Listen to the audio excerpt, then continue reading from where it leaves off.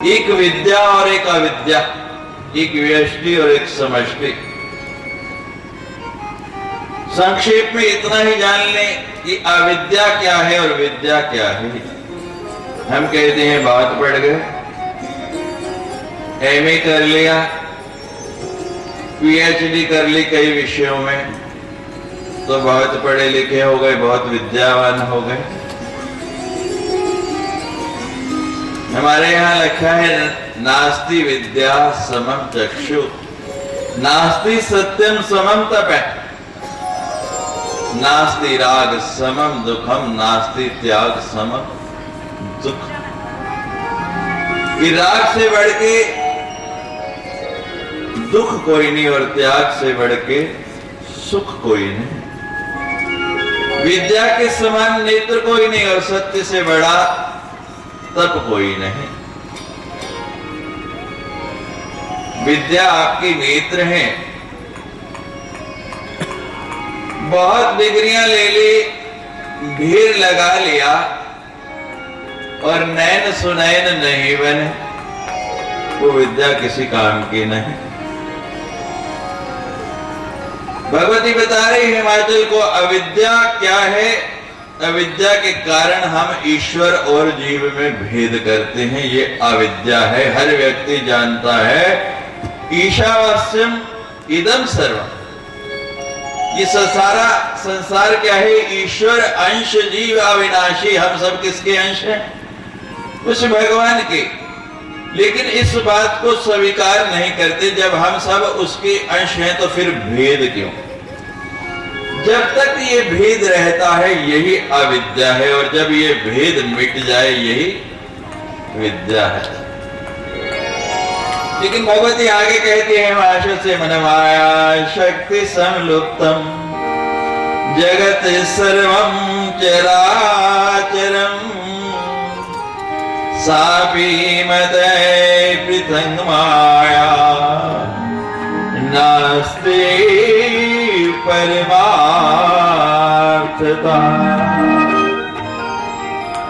कि जैसे व्यक्ति अविद्या के कारण, अज्ञान के कारण, अंधकार के कारण रस्सी, सर्प और माला में भेद नहीं कर पाता। देखने में रात्रि के समय अंधकार में एक रस्सी डाल दो, नीचे एक माला डाल दो और एक सर्प डाल दो, तीनों एक जैसे देखेंगे। तीनों का भेद कब हटेगा? जब अविद्या दूर होगी, अंधकार दूर होगा, अज्ञान दूर होगा, तो फिर तीनों एक जैसे ही दिखाई देने लगेंगे। आपको अंतर नजर आएगा ही नहीं। तो भगवती कहते कि वैसे ही मैं हूं, ब्रह्मा, विष्णु और महेश, तीनों में कोई अंतर नहीं। अंतर कब दिखता है? जब अंधकार है तब एक माला दिखता है, एक रस्सी दिखती है, एक सर्प दिखता है। लेकिन जब ये अज्ञान हट जाता है तो फिर भेद समाप्त हो जाता है, अलग कुछ दिखता नहीं। जैसे अर्जुन को विराट रूप दिखाया था भगवान ने, वैसे ही भगवती ने हिमाचल को अपना विराट रूप दिखाया। बड़ा विराट रूप भगवती का। कामधेनु तुल्या देवी वो नजर आने लगी। भगवती का मस्तक जो है वो आकाश को छूने लगा, आकाश दिखाई देने लगा।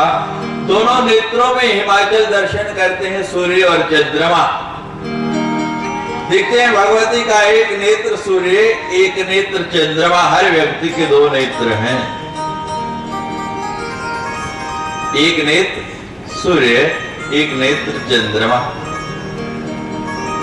मन आता है जब चलता हूं, बहुत कुछ सुनाने का भाव लेके आता हूं, यहां बैठता हूं, बहुत कुछ सुनाने की इच्छा होती है, लेकिन सुनाया वही जा सकता है जो भगवती की इच्छा होती है। विषय दूसरा छिड़ जाता है या कोई ना कोई कारण ऐसा बन जाता है, समय उतना ही है। ये दो नेत्र हर एक के हैं, सूर्य और चंद्रमा। लेकिन मेरी पराम्मा मां भगवती आदि शक्ति और भगवान शंकर का एक एक नेत्र और भी है, जिसको अग्नि कहते हैं। सूर्य चंद्र वहनी शरहांकन। ये सूर्य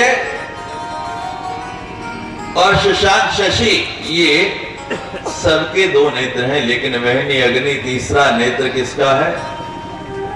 भगवान शंकर और पराम्बा का। लेकिन यहां लिखा है, भगवती बता रही है कि ये तीसरा नेत्र सबका है। कोई ऐसा प्राणी नहीं जिसका मैंने तीसरा नेत्र नहीं बनाया, लेकिन इसको बंद कर दिया ऊपर से। ये खुल सकता है। दो नेत्रों से आप वो सामने दीवार तक देख सकते हैं। आप मेरी ओर देख रहे, यहां तक देख सकते हैं। इसके पीछे कौन खड़ा आपको पता नहीं। लेकिन जब भगवती की कृपा से, उसकी साधना से आपका ये तीसरा नेत्र खुल जाए तो आपको वो भी दिखाई देने लग पड़ता है। उसकी कृपा हो जाए तो फिर कोई अंतर नहीं। ये दोनों जो कान हैं भगवती के, उस विराट रूप की ये दिशाएं हैं, 10 दिशाएं वहां नजर आने लग पड़ी। जो भगवती की वाणी है वो स्वयं वेद है। वेदों की रचना किसने की? ब्रह्मा जी के मुख से निकले। ब्रह्मा जी की रचना किसने की? आप कई बार सुन चुके हैं, अभी अभी भी बताया।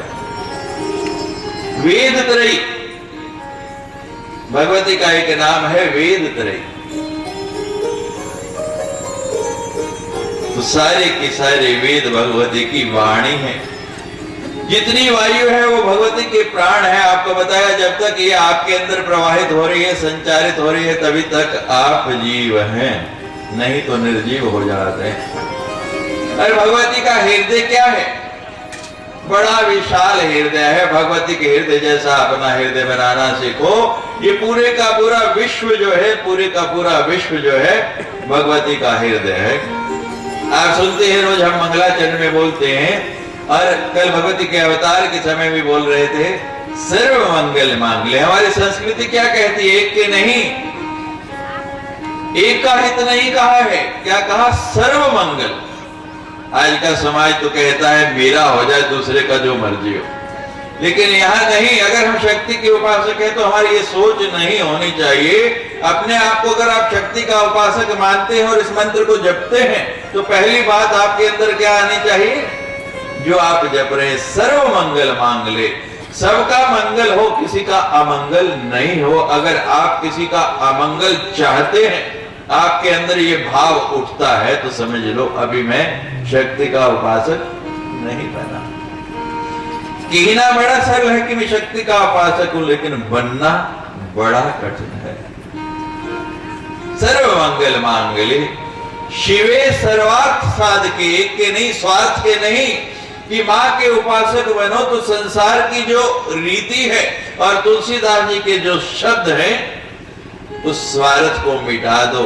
स्वार्थ की जगह लंबा चौड़ा अंतर नहीं है, ऊपर 2 रह लगाने हैं, क्या बन जाएगा? सर्वार्थ। स्वार्थ से सर्वार्थ आ जाएगा। मां भक्ति की उपासना करनी है तो भ्रमर बनना पड़ेगा। श्रीमद् भागवत में भ्रमर गीत आया है, यहाँ भी भ्रमर की बहुत लंबी व्याख्या आई है। ये बड़े गूढ़ विषय और लंबे विषय हैं, सारे सुना नहीं पाऊंगा। भ्रमर को द्विरेफ कहते हैं, जिसके अंदर 2 रह लगे हैं। भ्रमर भय में भी और बाद में भी। भ्रमर क्या करता है? जब किसी फूल का रस चूसने के लिए लग गया, फूल के अंदर उसने मुख गाड़ दिया। आप कभी प्रयास कर लेना, उस भंवरे को पीछे से काट डालो, वो अपना मुख नहीं छोड़ता। तो अगर आप भगवती का रस पान करके मकरंद पाना चाहते हैं, वो बनना चाहते हैं, तो उस भ्रमर की तरह बनना पड़ेगा। 2 रह ऊपर लगाने ही पड़ेंगे, स्वार्थ नहीं, सर्वार्थ। शिवे सर्वार्थ साधके। जब तक आप ये नहीं बन पाएंगे, कहने को आप हो जाएंगे मेरी तरह, लेकिन अभी उपासक नहीं हुए। शिवे, शिवे का मतलब क्या है? शिव संकल्पमस्तु, जो सदा सबका कल्याण चाहता है, जो हित चाहता है। और अगर अभी भी हमारी दूसरे के अकल्याण की भावना है, तो फिर हम शिवे को कैसे ध्या रहे हैं? ध्या रहे हैं किसको? शिवे को। और वो तो सबका कल्याण करती है। और हम किसी का अपहित करना चाहते हैं, तो उसकी आराधना कैसे होगी? क्रिया मात्र हो सकती है। फूल चढ़ा दिया, पूजा चढ़ा दी, ज्योत जला दी, भोग लगा दिया, ये हो सकता है, लेकिन जागृत नहीं कर सकते, उसको उठा नहीं सकते।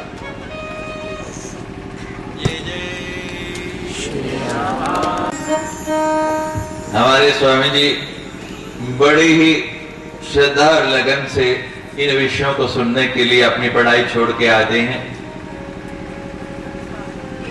अभी वेदाध्ययन कर रहे हैं वो ऋषिकेश के अंदर, लेकिन भगवती की इच्छा नहीं अभी सुनाने, विषय को छोड़ते हैं।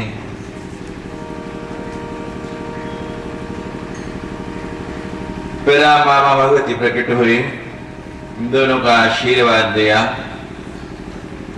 नारद जी आ गए। और जैसा महिलाओं में आदत है, स्वभाव है कि कोई भी संत महात्मा आ गया हाथ आगे दिखा देते। मेरे साथ भी यही होता है। मैं गाड़ी में हूं, ट्रेन में या प्लेन में सफर करता हूं, प्रतिदिन कहीं ना कहीं कथाएं चलती रहती है। मेरा तो प्रवास रहता है, आना जाना लगा ही रहता है। तो जहां भी बैठता हूं लोग ऐसे हाथ आगे कर देते हैं, बाबा जी हाथ वेख दो। मैं मैनू आंदा नहीं, कुछ दस ही दो, मैनू आंदा नहीं। फिर बाबा का दे वास्ते बढ़ना। मैं कहता हूं माता जी ये क्या करते हैं आप, मुझे बताओ। ये काम तो मेरा है, दूसरे के आगे हाथ फैलाना। आपको भगवती ने समर्थ बनाया, फिर भी क्यों आगे हाथ कर देते हो? ये आदत जाती नहीं। और कल हमने आपको कहा था, लोगों को कितने भी हाथ दिखा ले, बड़े से बड़ा जोशी भी बता सकता है, लेकिन बदल नहीं सकता। कथा के अंतर्गत बार बार आपके हाथ उठवाते हैं। संसार के जोशियों को कितना भी दिखा लोगे कुछ नहीं होने वाला। बार बार क्यों हाथ उठवाता हूं? एक नहीं कितने स्वरूप भगवती के, और साक्षात भगवती पराम्बा की वांग्मय मूर्ति यहाँ विराजमान है। कहीं इस भगवती की दृष्टि आपके हाथ के ऊपर पड़ गई तो सब लकीरें बदल जाएगी। आपने बहुत मंदिरों में, बहुत तीर्थों में जाके भगवान को देखा, दर्शन किया, कुछ हुआ? प्रयास ये करो कि किसी दिन उसकी दृष्टि आपके ऊपर पड़ जाए। और जब उसकी दृष्टि पड़ गई ना, फिर सब उसकी ओर ही देखने लगते हैं, उसी का सम्मान हो जाता है।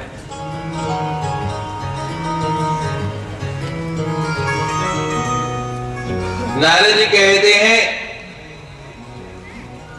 कि बहुत सुंदर वर मिलेगा, त्रैलोकी का मालिक होगा, कोई कमी नहीं रहेगी। अच्छा, ऐसा सुंदर? हाँ। अब कन्या का महाराज जन्म हुआ, हिमाचल स्तुति कर चुका, दर्शन कर चुका, विराट रूप देख चुका, देवी गीता सुन चुका, तो देवता आ गए, स्तुति करने लगे, प्रार्थना करने लगे कि हे मां, तेरा अवतार तो हो गया, जिस कार्य के लिए तू आई अब वो भी करना है। भगवती कहती है तुम चिंता नहीं करो। थोड़ी समझ आते ही तप करना शुरू कर दिया। भगवान शंकर को पाने के लिए तप करने लगे। तप करते करते केवल सब कुछ खाना पीना छोड़ के पेड़ों के पत्ते खाने लगी। नाम हो गया अपर्णा। फिर वो भी छोड़ दिए। अब क्या करती है? अब मात्र वायु भक्षण करके जीवन यापन कर रहे। इतना कठिन तप जो देखता, कहते उमा, नाम पड़ गया उमा। तप करते करते युवा हो गई। उधर सब देवता भगवान शंकर के पास जाते हैं। भगवान अब समाधि खोलिए। जिस कार्य के लिए भगवती का अवतार हुआ है वो अब युवा हो चुकी। आप आज्ञा दीजिए उससे आपका विवाह हो और जो संतान हो उसके द्वारा तारकासुर का वध हो।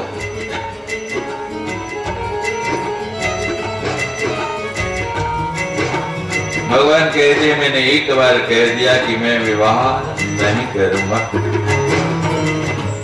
ब्रह्मा विष्णु समझाने लगे, कहने लगे भगवान हम जिससे विवाह करने के लिए कह रहे हैं वो और कोई नहीं है, वही दक्ष की कन्या जो यज्ञ में सती हुई, उसने पुनः जन्म लिया है, अवतार लिया है। हिमाचल के यहाँ अवतार लेके अब वो पर्वत की पुत्री पार्वती के रूप में बड़ी हो चुकी है। आप उससे विवाह के लिए स्वीकृति दीजिए। उधर तप करके पार्वती घर पहुंची, नारद जी गए।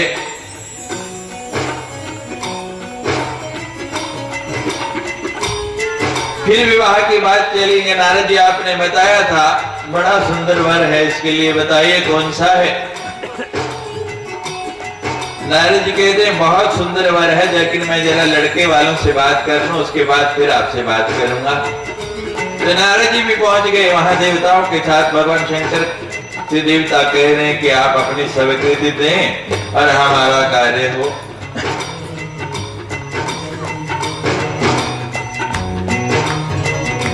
भगवान कहते हैं मैं परीक्षा लूंगा पहले। ब्राह्मण का वेश बना के गए पार्वती के पास और शंकर जी की बड़ी निंदा की। पार्वती कहती है कि जो शंकर का निंदक है मैं उसका मुख भी देखना नहीं चाहती। आप ब्राह्मण है इसलिए अभी तक शांत तो नहीं, अभी भस्म कर देते। आप तुरंत यहाँ से चले जाएं। शंकर जी को विश्वास हो गया, सभी कार्ति दे दी। नारद जी आए हिमाचल के यहाँ, हिमाचल पहनने लगे।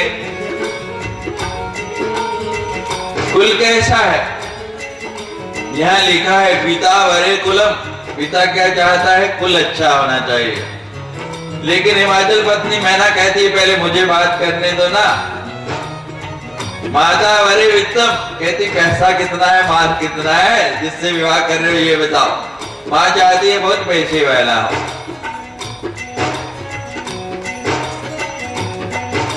और कन्या कहती कन्या से भी पूछ लो, कन्या वरे रूपम। कन्या कहती है और कुछ होना हो लेकिन सोना होना चाहिए, शैल होना चाहिए।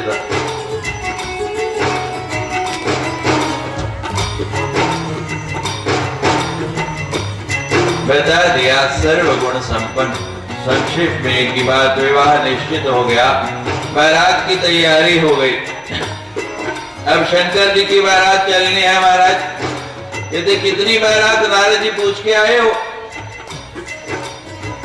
कहते महाराज हिमाचल ने कहा है जितनी ला सकते ले आए, कोई संकोच नहीं, कोई गिनती नहीं। भोलेनाथ कहते हैं बहुत बढ़िया, ससुर मिला है। मेरी तो सारी प्रजा है पूरी तरह लोकी में, आकाश पाताल और पृथ्वी लोक तीनों जगह निमंत्रण भेज दो, सबको खुला निमंत्रण, आ जाओ।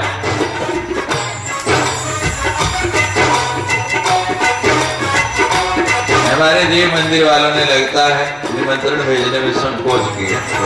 शंकर जी की तरह निमंत्रण भेजना चाहिए। कहते सारे आ जाओ। और हिमाचल ने भी बड़ी सुंदर व्यवस्था कर ली। महाराज जब तैयारी होने लगी, शंकर जी कहते चलो भाई जल्दी करो, अब काम खत्म करो। कहते महाराज ऐसे थोड़ी जाता। कहते फिर दूल्हे को सजाया जाता है। कहते सजा लो, फिर क्या करना है। पहले तो वधू ही सजती थी,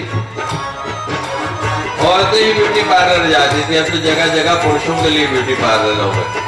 और मैं पिछले महीने दिल्ली करोल मार्ग से गुजर रहा, तो वहां जगह जगह बोर्ड लगे यहाँ दूल्हे सजाए जाते हैं। मैंने कहा ले भाई ये नई बात देखी है। तो शंकर जी का श्रृंगार होने लगा। कहते महाराज वस्त्र डालने पड़ेंगे, आप नंग धड़ंग ऐसे नहीं जा सकते।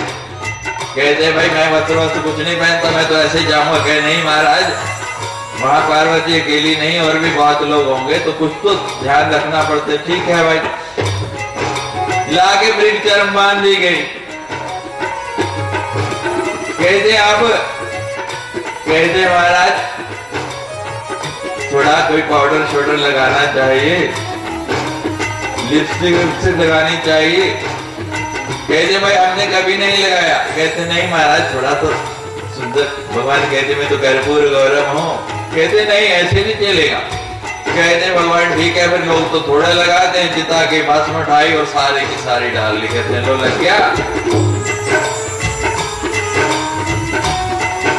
कहते महाराज मुकुट भी डालना पड़ता है।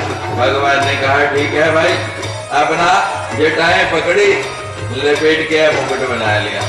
कहते ऊपर कलगी भी होती है। भगवान ने पकड़ा एक, कहते चल खड़ा हो जा लगे कल। इतने सुंदर कल के महाराज आभूषण भी हो, दो चार इधर से पकड़े, दो चार इधर से पकड़ ले, यहाँ लपेट लिए, यहाँ लपेट लिए, गले में डाल लिए, पैरों में डाल लिए, कहते लो हो गए आभूषण, सज धज के दूल्हा तैयार हो गया। अरे कितना शैल है? कहते आप चलो ना जल्दी कर, कहते नहीं महाराज ऐसे थोड़ी चलना है। कहते फिर?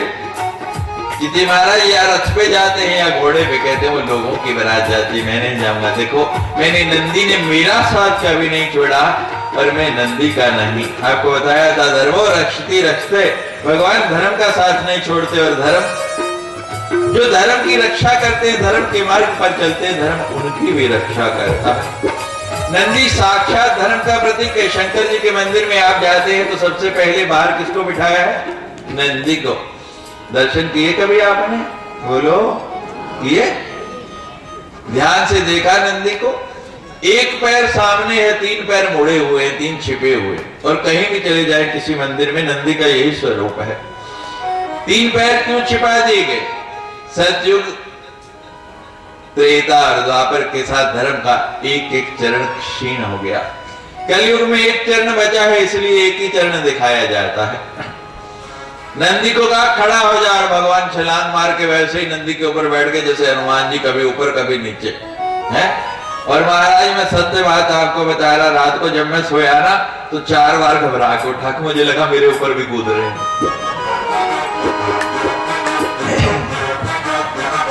बिल्कुल साक्षात ऐसे लगता था हनुमान जी स्वयं ही प्रकट हुए हैं। आज हम चर्चा कर रहे थे आश्रम में हनुमान जी की, क्या पढ़ते हैं? चारों युग प्रताप तुम्हारा है प्रसिद्ध जगत उजियारा। हनुमान चालीसा छोटा सा है, 3 मिनट का 40 चौपाइयां हैं, लेकिन पूरा जानना चाहते हैं तो यहाँ हमारी कैसेट उपलब्ध है, उसमें आप जान पाएंगे।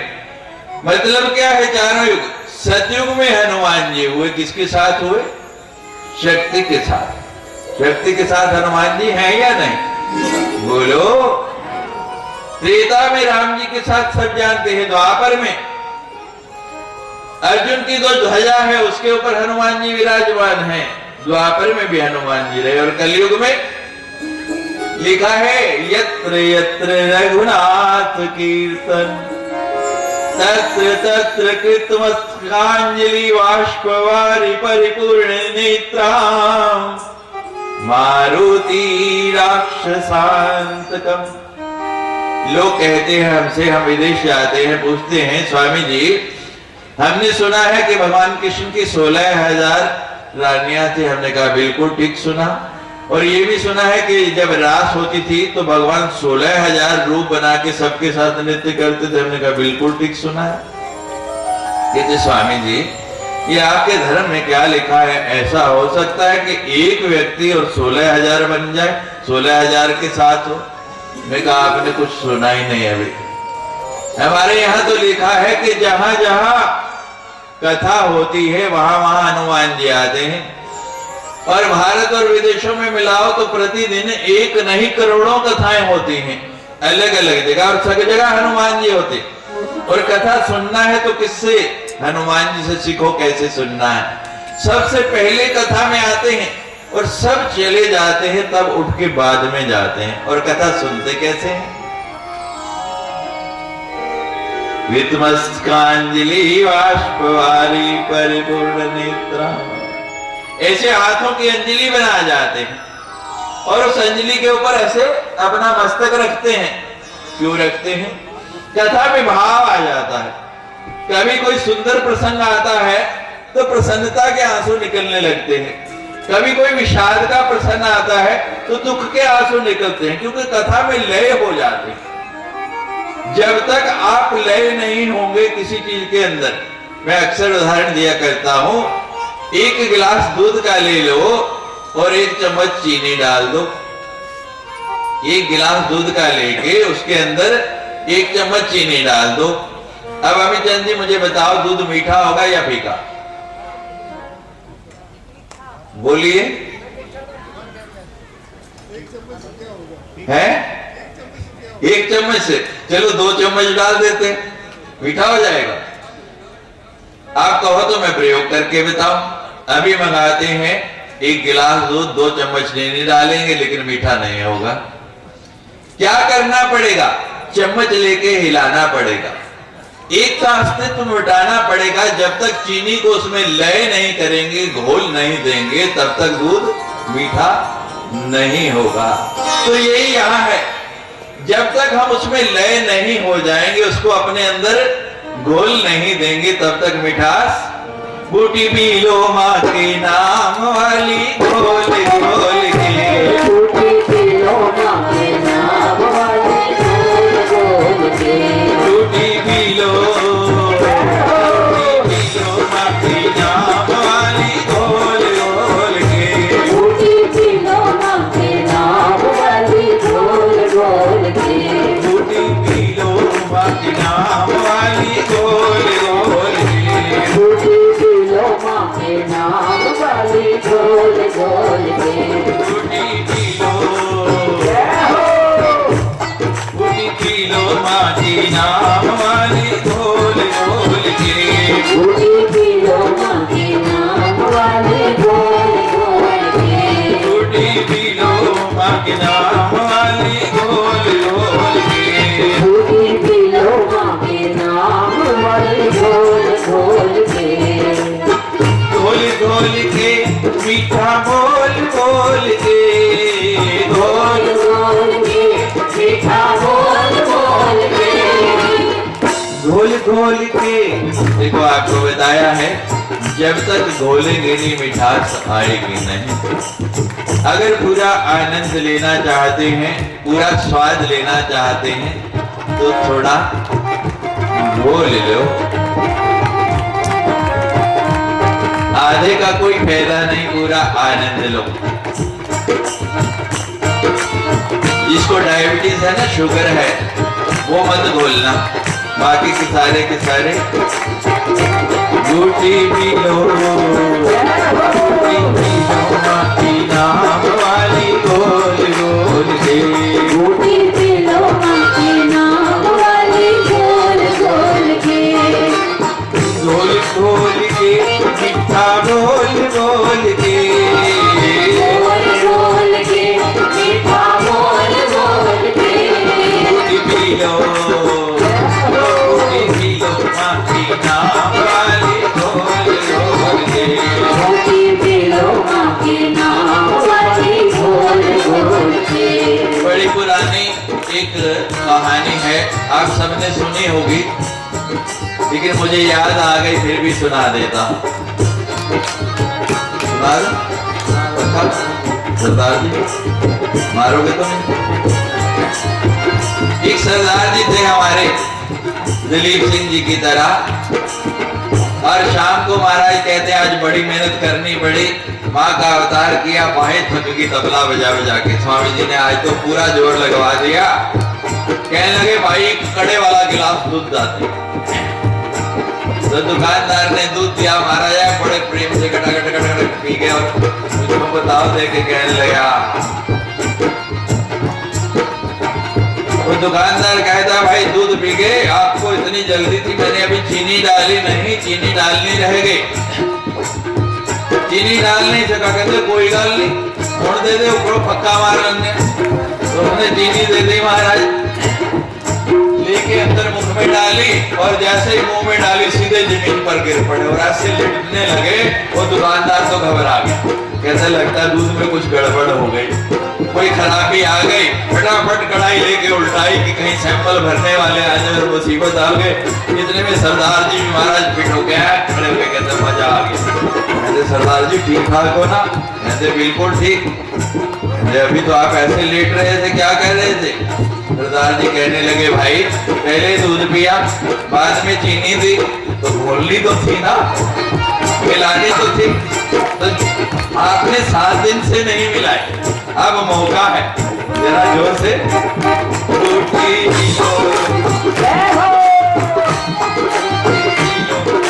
नाम वाली गोल गोल के। टूटी पी लो माँ के नाम वाली गोल गोल के। गोल गोल के मीठा बोल बोल के। बोल बोल के मीठा बोल बोल के।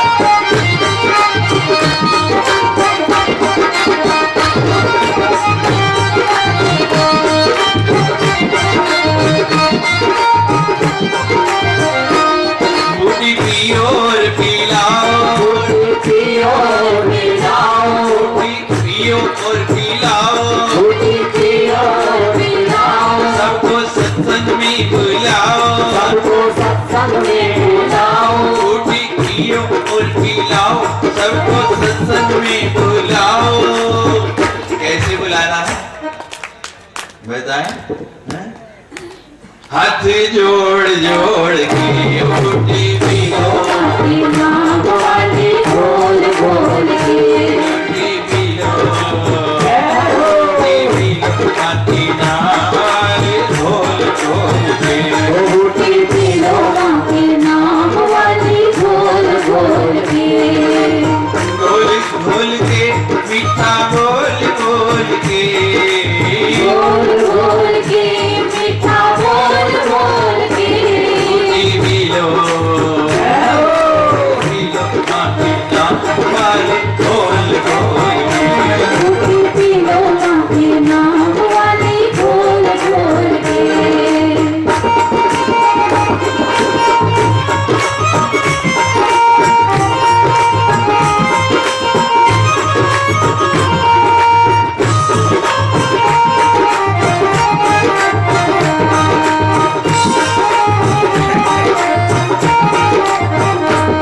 बूटी पी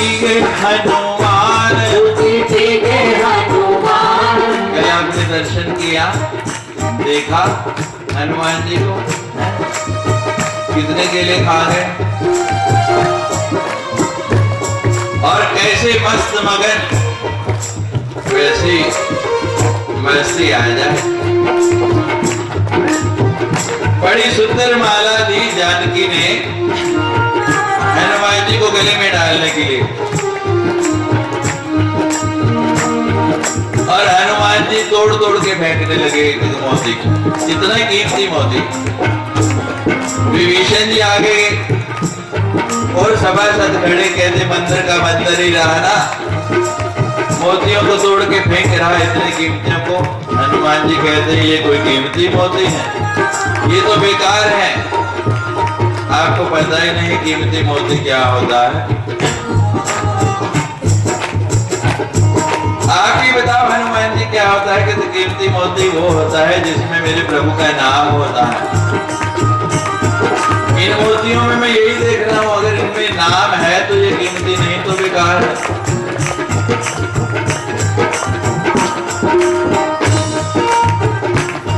कहाँ है भगवान का नाम? बताया मेरे हृदय में लिखा है। दिखा सकते हो?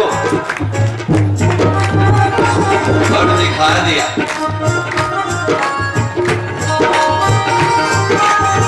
कौन हृदय फाड़ सकता है अपना? कौन दिखा सकता? हनुमान बनना पड़ेगा। और हनुमान कैसे करेंगे? राम काज कीने बिना मोहि कहाँ विश्राम, मीनाक निकल आया, विश्राम कर लो, कैसे रहेंगे?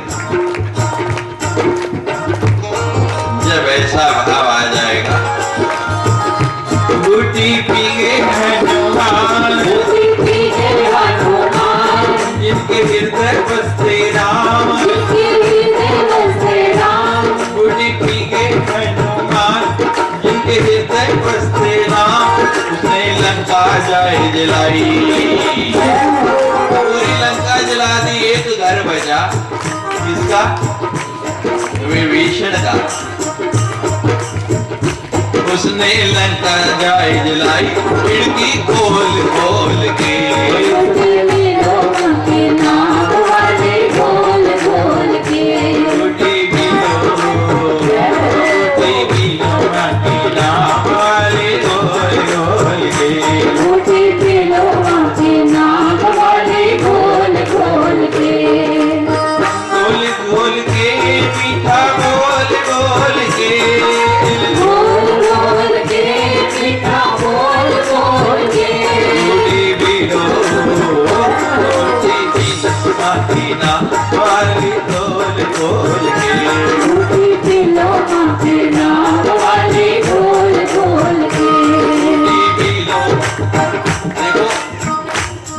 खाली घोलने की कथा सुनाता रहूंगा जब तक आप घोलेंगे नहीं। आपकी मर्जी है, कथा आगे नहीं बढ़ेगी। जरा अच्छी तरह से घोल लो।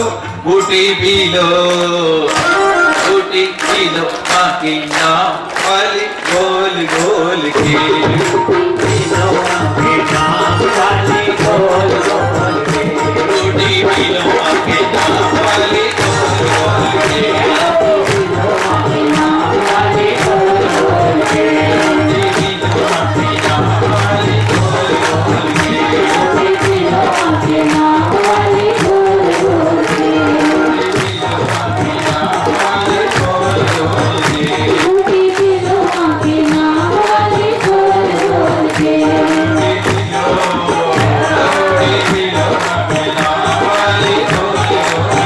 टूटी बिलोआ के नाम वाली घोल घोल के। माँ, जीवन का आनंद लेना चाहते हो, सबसे सस्ती और सबसे सुलभ ये बूटी है, इसको पीना मत छोड़ना। कल हमारे शिष्य लोग आश्रम में जाके पूछ रहे थे, स्वामी जी आप कुछ खा पी भी नहीं रहे, इतना श्रम भी करते और हम कथा में देखते हैं सबसे ज्यादा तालियां भी बजाते हैं, आपके बाजू रुकते नहीं, हिलते रहते हैं, उठते रहते हैं। हमने कहा आपने कल सुना नहीं हमने क्या कहा था कि जब तक आप संसार में हैं दो बातें रहेंगी जिंदगी में, कभी खुशी और कभी गम होगा। लेकिन माँ के सत्संग में ताली कौन बजाएगा? जिसकी भुजाओं में, और दम कहां से आएगा? जितने आनंद से कथा सुनेंगे, जितना इसमें लय हो जाएंगे, जितना इसको घोल लेंगे, थकने का मतलब ही क्या? संसार में दो बातें हैं, एक थकना और एक अकना। या तो व्यक्ति थक के बैठ जाता है या किसी चीज से, आजकल की भाषा में आपको अकना नहीं समझ आ रहा हो तो आजकल की भाषा में जैसे कहते हैं बोर हो गए, एक ही काम कर करके व्यक्ति बोर हो जाता है। लेकिन मेरी परात्मा मां भगवती की ये कथा ऐसी है कि जिसको सुन के आप कभी बोर नहीं होंगे। हमारे एक परिचित ब्राह्मण थे, बड़ी सुंदर कथा करते थे। जैसे अभी शास्त्री जी आए तो हम एक बार उनके लिए पास मिलने के लिए गए, बातचीत चल रही थी, चाय वाय मंगाई, उन्होंने बैठे उनके ड्राइंग रूम में बिठाया तो पत्नी अंदर से 4-5 बार इशारा किया। अब वो कहें रुक जा, तो हम भी देख रहे, अब वो बेचारे शिष्टावास बस उठे नहीं। हमने कहा भाई बार बार पत्नी आ रही, कोई अवश्य काम हो सकता है, हम बैठे हैं अभी बात थोड़ी देर बात कर लेंगे, आप पहले अंदर आओ सुनाओ। अब अंदर गए महाराज, 15 मिनट बाद वापस आए। हमने कहा कोई अवश्य काम ही था ना? कहते नहीं स्वामी जी कोई खास नहीं था, छोटा सा था। हमने कहा क्या था भाई ऐसा? कोई खास काम नहीं, छोटा ही बता दो। कहते स्वामी जी आपसे पर्दा अभी क्या, वो मुन्ना ना सो नहीं रहा था।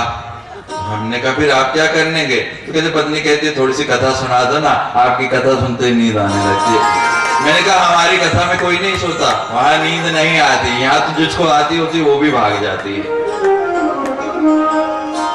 हम तो इतना सचेत कर देते हैं, इतना सजग कर देते हैं, अगर प्रहरी सो गया तो परिणाम क्या होगा? चोर उठा के ले जाएगा। रावण ने तैनात किया है लंकनी को, हनुमान जी मच्छर का रूप बना के जा रहे हैं, लेकिन कितनी सचेत है फिर भी पकड़ लिया। जाता कहा है? जागते रहो। चौकीदार गलियों में आवाज लगाते हैं, क्या आवाज लगाते हैं सुनी कभी आपने? क्या बोलते हैं? जोर से बोलो सारे, जागते रहो। तो हमने एक चौकीदार को कहा भाई हमें ये समझ नहीं आई, अगर जागना स्वयं है तो तुझे किस बात की तनख्वाह देनी? तुझे किस लिए तनख्वाह दे? कोई चौकीदार देख लो तो कहता है जागते रहो।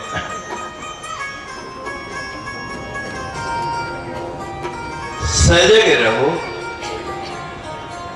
जीवन में कुछ पाना है। ये माध्यम है, ये जगह है जहां आपको सजगता मिलेगी। जागरण कल भी आपको बताया था, जागरण का मतलब है जाग जाए।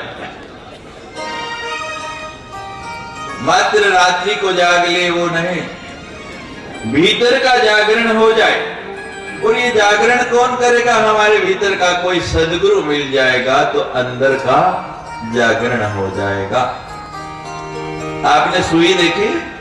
कपड़े सीने वाली देखिए सबने, फिर वही। अरे कोई तो बात मान जाओ। अरे कहती हैं सत्पुरुषों की मैत्री कितनी होती है महाराज? सप्तपदी, 7 कदम साथ चल रही है तो सत्पुरुषों की मैत्री हो जाती है। हमें तो 7 दिन हो गए साथ बैठे हुए, अब तो इतना तो मान जाओ, ये और ये छोड़ दो, थोड़ा इसका प्रयोग कर लो। बोलो, देखिए सुई सब देखिए। अब वो अक्सर खो जाती है, जब काम करने लगो तो मिलती नहीं है, फिर ढूंढनी पड़ती है। लेकिन जो समझदार महिलाएं होती हैं वो क्या करती हैं, जब सुई रखती है उसमें धागा डाल के रखते हैं। तो अपनी सुई के अंदर सदगुरु रूपी धागा डाल के आप रखो, उसकी शिक्षाओं का धागा डाल के रखो, आपकी सुई कभी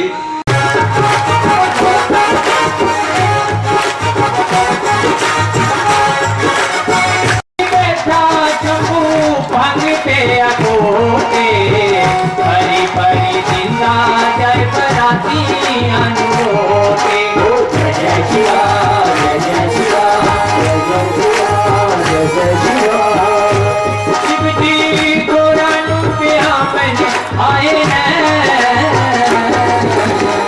छुपने दिया, देखी मैं बरात भगवान छुपने दिया, देखी मैं बरात।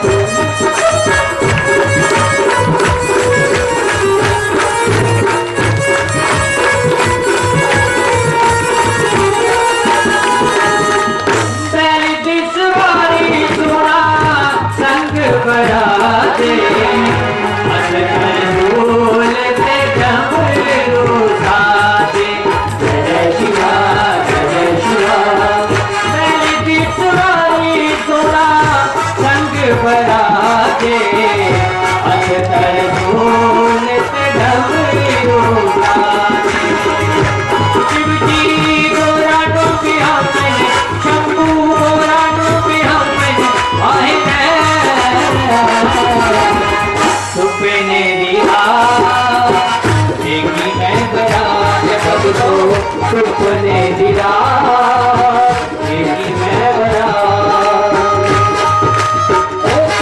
मैं देखो कितना सोना है नारा, जान जे मुखे हंसे गोटे नमदारा। जय शिवा जय शिवा जय शिवा जय शिवा। सत्य कहते देखो कितना सोना है नारा, जान जे मुखे हंसे गोटे नमदारा। शिव जी गोरा रूपिया मैंने आए छुपने दिया, देखी मैं बरात भगवान छुपने दिया, देखी मैं बरात। जय जय जय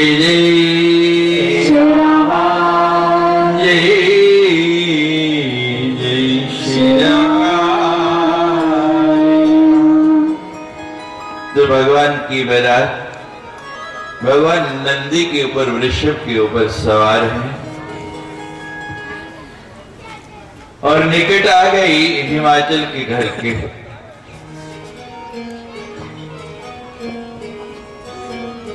बड़ा सुंदर सुखद संयोग है। भगवान किस पर सवार होके आ रहे हैं? बोले वृषभ पर, बैल पर।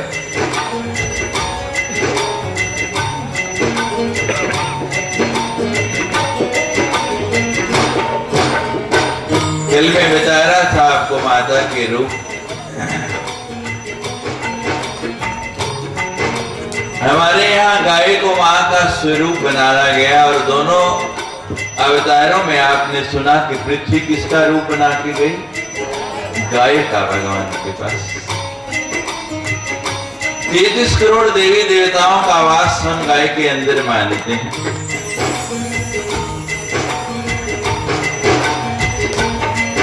गो रक्षा हर हिंदू का परम कर्तव्य है। गो रक्षा का अर्थ यानी अपनी मां की रक्षा। हमारा बहुत सौभाग्य है, अभी अभी मंच पर जिनका आपने दर्शन किया, इस गो रक्षा के पुनीत कार्य से जुड़े हुए और दिन रात इसी के लिए परिश्रम में लगे हुए हैं। और मैं तो कहा करता हूं कि जो गाय से प्रेम नहीं कर सकता उसको गोविंद गोपाल गाने का हक ही नहीं है। भगवान को गाय से कितना प्रेम था, आप जानते ही हैं। जब भगवान ने मां से कहा कि मां मैं भी गाय चराने जाऊंगा, भगवान कहते अभी तो लाला तो बड़ा छोटा है। तो लाला कहते मां मैं बछड़े चरा लूंगा।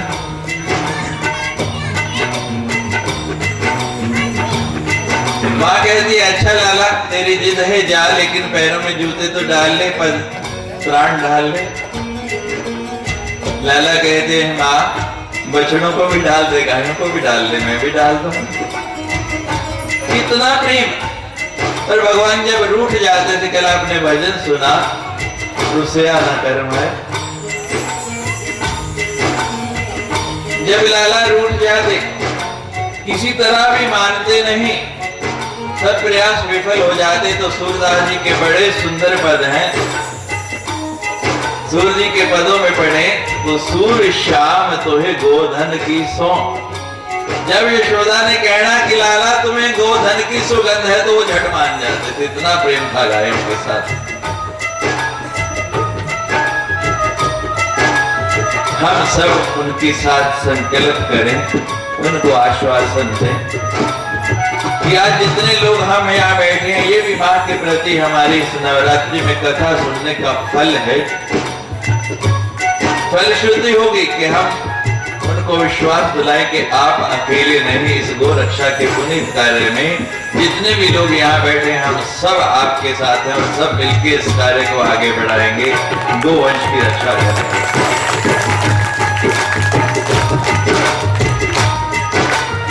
अब जब बारात पहुंची, बाजों की आवाज आनी शुरू हुई, तो कन्या पक्ष में जो कन्या की सखियां होती है ना, उनको बड़ा शौक होता है कि पहले मैं दूल्हा देख लूं। तो सारी सखियां कहने लगी मैं जरा देख के आऊं ना, कितना सोना कितना शैल, दूल्हा कैसा है।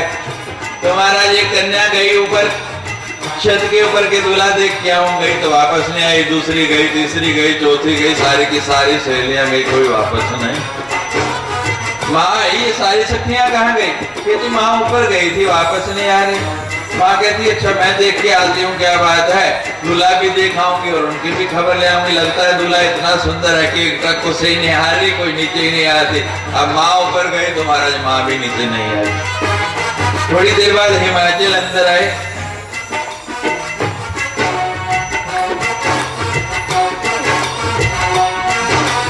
क्या बात,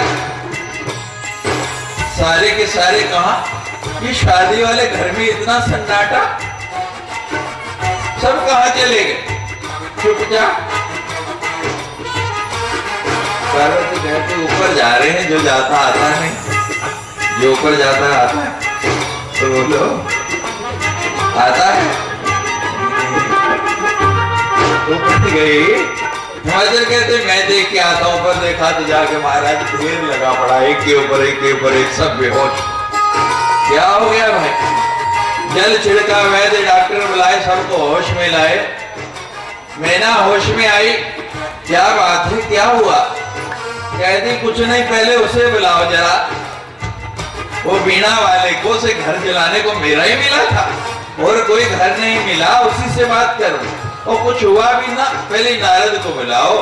हिमाचल ने भेजा महाराज नारद जी को, ढूंढ ढांड के लाया गया। बेचारा उधर बड़ी मस्ती में नाचते रहे, भगवान की विवाह में बुलावा आ गया। बिचौलिए की हालत ही ऐसी होती है, इधर से भी मार खाओ उधर से भी मार खाओ, ठीक ठाक हो जाए तो सब बहुत बढ़िया, हमारा सब अच्छा है। और थोड़ा सा गलत हो जाए, इसीलिए लोग आते हैं मेरे पास, स्वामी जी मुंडा जवान हो गया, कोई कुड़ी दसो ना, मैं क्या करना रहा तो भाई नारद जी की स्थिति मैंने देखी, मैं ये काम नहीं करूंगा और तो कर लूंगा। नारद जी आए, क्या बात है? जो शुरू हुई महाराज पूरी भड़ास निकाल दी। नारद कहता है, भैया आपकी दृष्टि में अंतर है, मैंने तो जो कहा वही है। कहते तू कहता था बड़ा पैसे वाला है, इतना पैसे वाला है कि कपड़े भी डालने को नहीं मिले, गहने तो दूर की बात। तू कहता था त्रिलोकी का मालिक है, एक घोड़ी भी नहीं करवाया, रथ तो क्या बैल पे चढ़ के आ गया। तू कहता था बड़ा सुंदर है, इतना विकराल रूप कि सारी बेहोश हो गई, मैं भी बेहोश हो गई। नारद जी कोई अच्छा काम भी आता है आपको? कल बताया था नारद ज्ञानम ददाति इति नारदा, जो दूसरों को ज्ञान दे वो नारद। हमारे फिल्मों ने और टीवी सीरियल ने नारद को मजाक का पात्र बना दिया। मुझे इतना गुस्सा आता है, मैं तो देखता नहीं, लोग बताते हैं।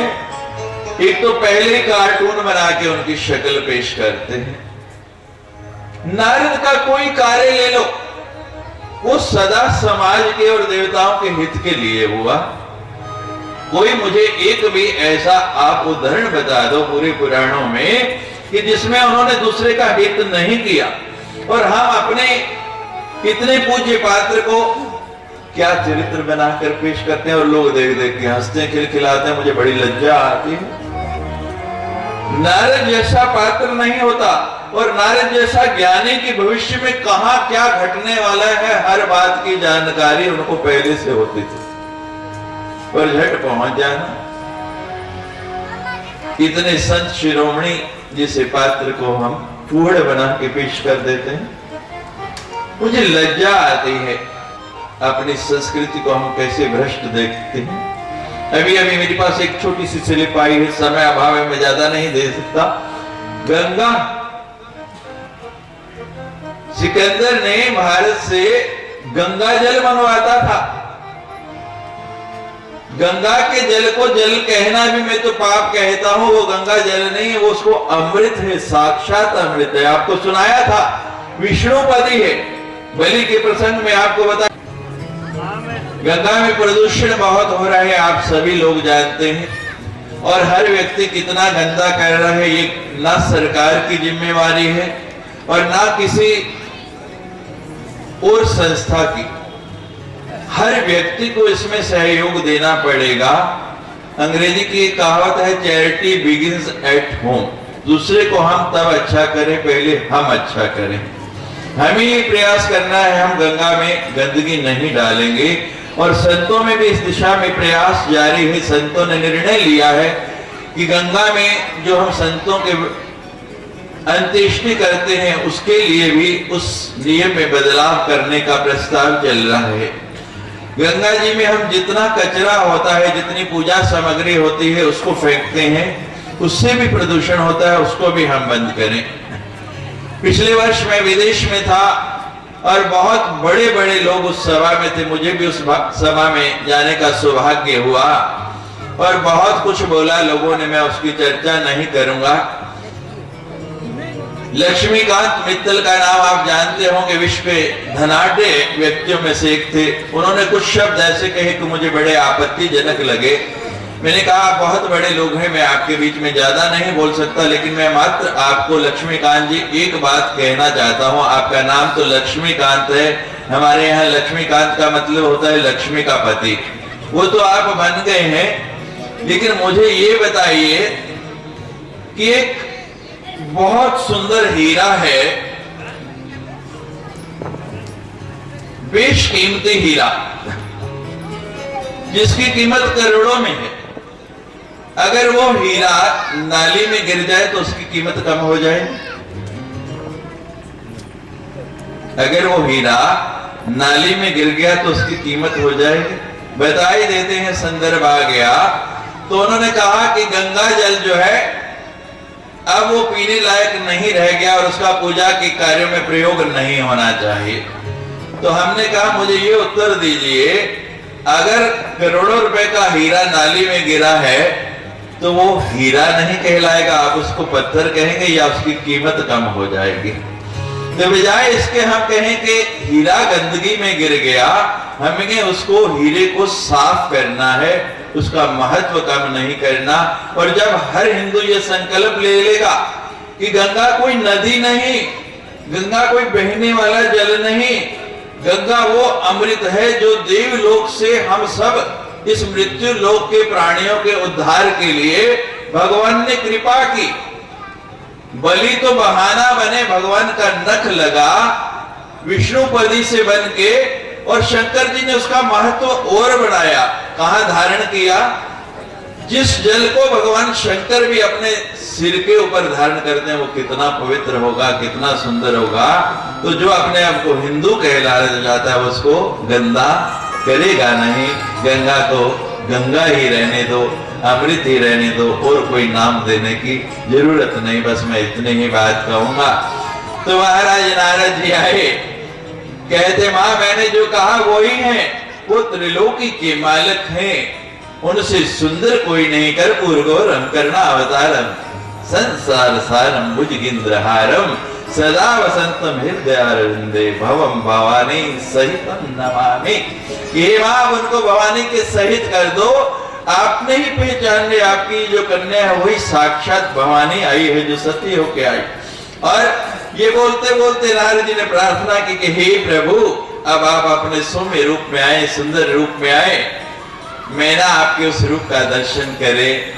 मैना ने, भगवान ने नेत्र दिए। यहां आप ध्यान रखना, दृष्टि सबके पास है, नेत्र सबके पास हैं।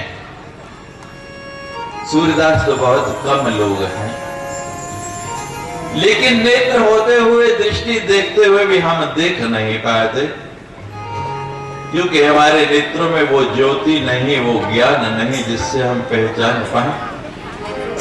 एक नहीं तीन तीन नाते थे अर्जुन के, सखा थे, बहनोई थे। भगवान के साथ बचपन से रहे और अब भगवान सारथी बने। लेकिन अर्जुन पहचान पाया? क्यों नहीं पहचान पाया? नेत्र है लेकिन वो देखने वाली ज्योति नहीं। और जब भगवान ने विराट रूप दिखाया तो एकदम कैसे पहचान गए? यशोदा ने गोदी में खिलाया, अपने स्तनों का दूध पिलाया, भगवान ने मिट्टी खाई, मुंह खोला, और जब देखा तब समझ आया कि ये कौन है। सत्संग क्या करता है? आपको दृष्टि दे देता है। संत आपको वो ज्योति दे देता है जिससे सब स्पष्ट दिखाई दे। आज नारद जी ने मैना को वही ज्योति दिखाई तो भगवान का सुंदर सौम्य रूप नजर आने लगा। विधिवत विवाह हुआ।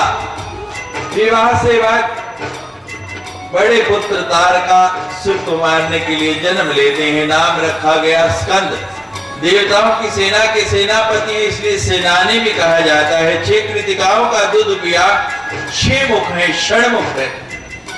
जिस कार्य के लिए अवतार हुआ वही काम किया। कुमार स्वामी ने, कार्तिकेय ने दक्षिण के अंदर जाए तो उनको मुरुगन स्वामी के नाम से भी जाना जाता है। उनका वाहन है मयूर। तारकासुर का वध किया, देवताओं का हित साधन हुआ। देवताओं ने पुष्प बरसाए, जय जयकार की, बोलो सच्चे दरबार की। कन्या पूजन का पावन समय आ गया है। कन्या पूजन करेंगे।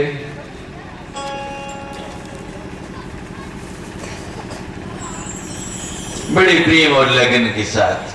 जी जरा गिनती करके बताइए कितनी कन्याएं हैं मुझे। जी आप कन्या का मुझे बता।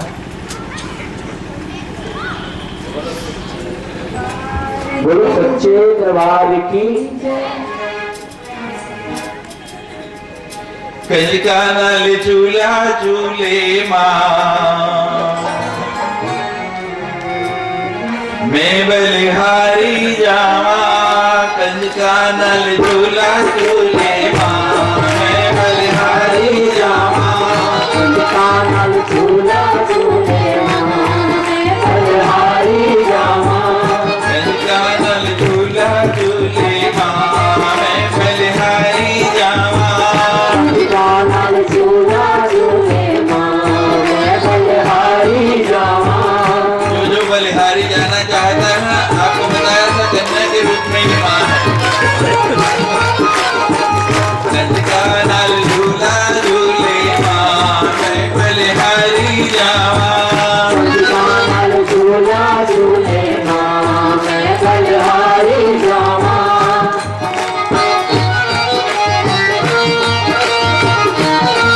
कंजका नाल झूला झूले मां मैं बलिहारी जावा कंजका नाल झूला झूले मां मैं बलिहारी जावा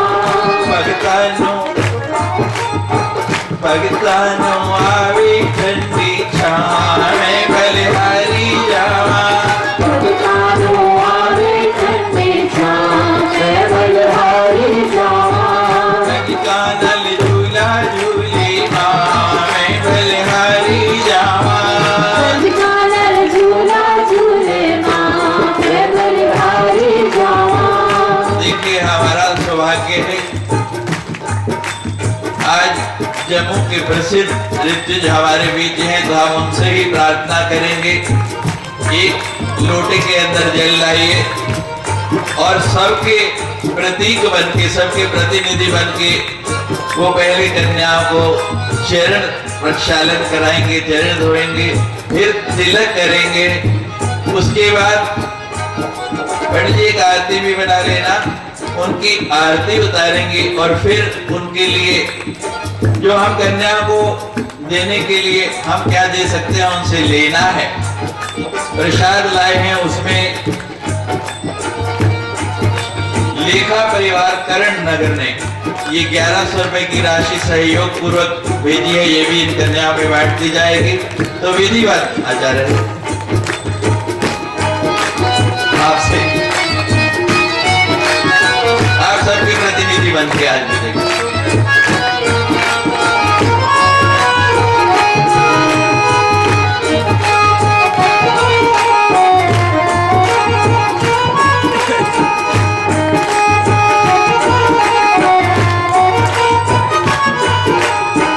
झूले ते बैठी मैया खिड़खिड़ हंस दी झूले पे बैठी मैया खिड़खिड़े हंस दी झूले ते बैठी मैया खिड़खिड़ हंस दी झूले पे बैठी मैया खिड़खिड़े हंस दी मिठिया गल्ला नाले सब नू दस दी पिया गल्ला नाले सब नू दस दी मिठिया गल्ला नाले सब नू दस दी पिया गल्ला नाले सब नू दस दी हुक्मादा तख्त दानवा मैं बलिहारी जावा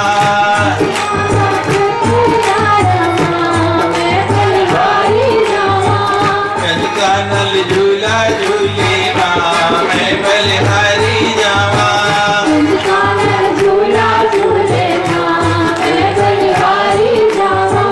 भगतानो आवे ठंडी छां मैं बलिहारी जावा